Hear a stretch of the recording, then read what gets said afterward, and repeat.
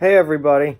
So I was absolutely furious watching the Bruins Maple Leafs game last night with the way that Boston played. Um, and I was almost did a video last night about how just garbage Boston was again, and how they're all done in this series. I've calmed down a little bit overnight. I'm not as frustrated and angry as I was last night, but still. What the hell was that? Everything that Boston did wrong in game one, they went and did again last night. After a perfect game two. Game two was perfect. They literally set the blueprint on how to beat the Maple Leafs.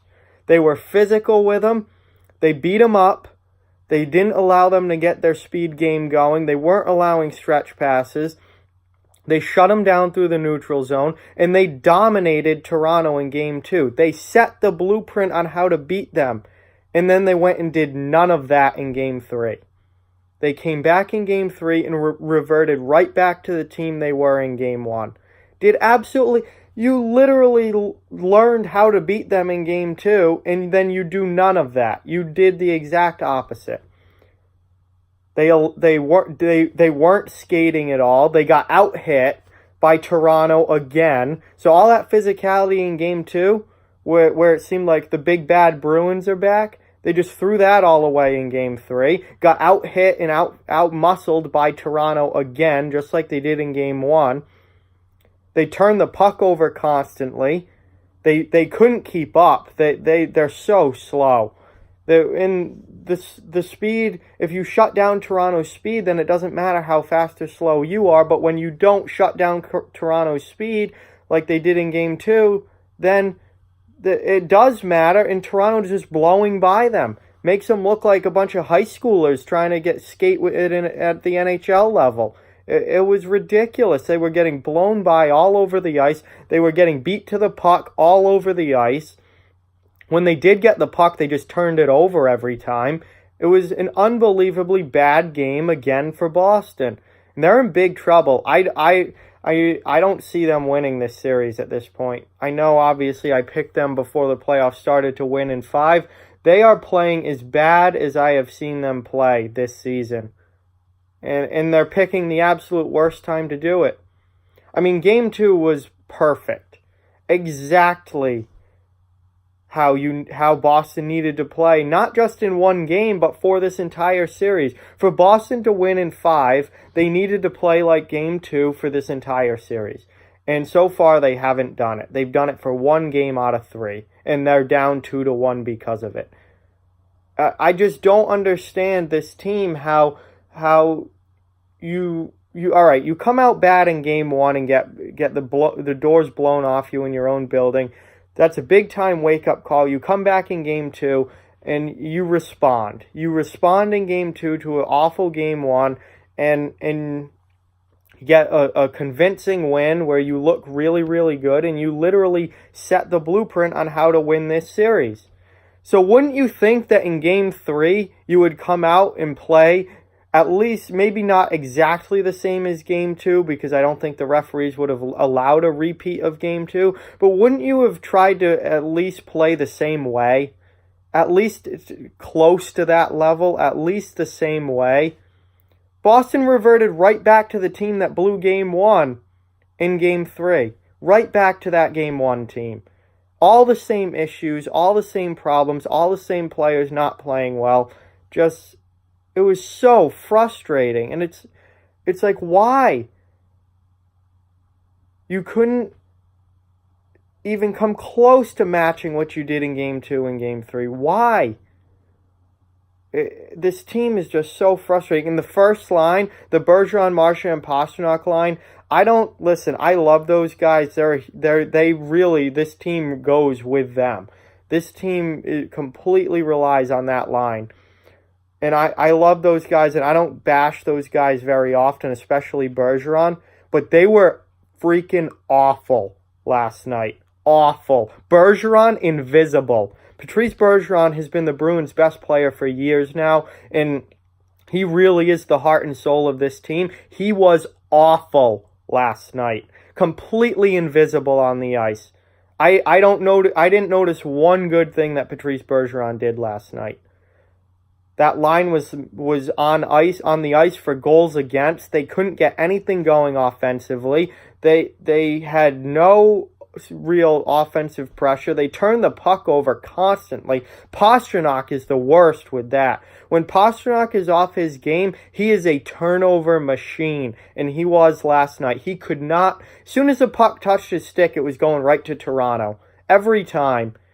He got roughed up physically. There was no pushback from anybody on Boston's side about that.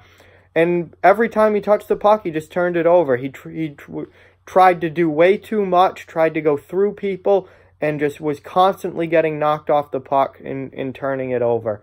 That whole line was just downright awful last night. And the Boston Bruins are not going to win a game if that top line isn't playing well. And they were terrible. So last night was just so frustrating and infuriating to watch, because after everything they did well in Game 2, and they just played an almost perfect game from a Boston standpoint in Game 2, they did none of it in Game 3. And I just don't understand how you do that in a playoff series that is really, really important and not going to be an easy win. You finally figure out what to do correctly, and then you don't do it. That makes no sense to me. Charlie Coyle was Boston's best player last night, and it wasn't close. There isn't anyone else on that team that stood out to me as having a good game last night, except for Charlie Coyle. And he's Boston's third-line center. Your third-line center should not be your best player. It's good that Coyle's playing well, and he's had a really good series so far, and that's a big, big help to Boston. But your third-line center cannot be your best player. Boston is so far in this series, with the exception of games 1 and 3 were very similar, and then game 2 was the exact opposite. Boston in games 1 and 3 have been out-hit. Tuukka Rask has been outplayed by Freddie Andersen. Boston isn't skating. Toronto is. Toronto is outplaying Boston in every facet of the game in games 1 and 3. In game 2, it was the exact opposite. Boston just dominated in game 2. They were more physical. They shut down Toronto's speed. Freddie Andersen probably continued to outplay Tuukka Rask. Just the puck possession was so one-sided that, at Andersen, that game could have been 8-1, 9-1 in game 2. Freddie Andersen was the reason that was even a somewhat close game at 4-1. Freddie Andersen has well outplayed Tuukka Rask in this series, and it's not even close. Not saying, Tuukka hasn't been overly bad to the point where it looks like, he doesn't know what he's doing out there, but he hasn't made any of the big game-changing stops. Tuukka Rask has not been a goalie that Boston can lean on when they're not playing well, and he's not a guy who's going to steal a game. Frederik Andersen has been phenomenal for Toronto in this series. And Tuukka needs to really step it up and steal a game here. He's got to steal a game. Because if you can't get that kind of goaltending from your number one goaltender, you're never going to make a deep playoff run without that kind of goaltending. You need a goalie to steal a game every once in a while. Tuukka just doesn't have it in him. At least not from what I've seen in recent history. And certainly not in these playoffs. Has he made some big saves? Absolutely. Has he played pretty well overall? Yeah, he's been fine. But he hasn't stolen anything. He hasn't made that great timely save that completely shifts momentum of the game. Tuukka Rask, I don't think, is a Stanley Cup goaltender. I just don't. I know he was the starter when Boston went to the Cup final in 2013, where they lost to Chicago, but I think that's the closest Tuukka will ever get to being a starting goaltender, Stanley Cup winning starting goaltender, because I just don't see it with him. he's good, but he's not game-changing. And if you're going to win the Stanley Cup, you need your goaltender to be game-changing, like Braden Holtby last year. Game-changing. Tuukka Rask isn't that. So far in this series, physicality, with the exception of Game 2, edge to Toronto. Skating, edge way, way, way to Toronto. Goaltending, edge Toronto. Puck possession, edge Toronto. Toronto is been the better team for 2 out of 3 games in this series, and that's why they've won 2 out of 3 games in this series. And it just pisses me off that Boston comes out after a near perfect Game 2 and just doesn't do any of the great things they did in Game 2 and Game 3. They just go right back to the Game 1 team that didn't even show up. They were a little better in Game 3 than they were in Game 1. But basically all the same problems were there. So it's frustrating and very annoying as a Bruins fan to see this team do this. Because they're better than Toronto. Boston is the better team than Toronto. They are the better all-around team. But they're not playing like it. And if you don't show up in the playoffs, you're going to be out real quick. Look at Tampa Bay. Just because you were better in the regular season, just because you're the better team on paper, just because you have the better roster, it doesn't mean anything. Look at Tampa Bay. Look at Calgary having problems with Colorado. The regular season and how good you are on paper doesn't mean a thing come playoff time. What means everything is how you play for those 60 minutes, night in and night out in the playoffs. And so far, Toronto's been the better team than Boston. Boston is playing pretty lousy for what they can do. This is not the Bruins team that had a 19-20 game point streak during the regular season.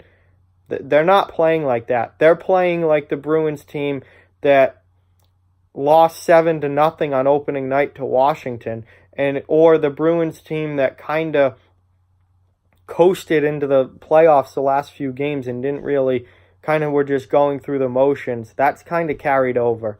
So it's really frustrating. We'll see what happens the rest of the series. Last night I was saying Boston is done. I don't know if I'm, after thinking about it and having a night's sleep, I don't know if they're necessarily done, because they could come out and win Game 2, and then it just goes back to Boston tied 2-2, or win Game 4, I mean, the second game in Toronto.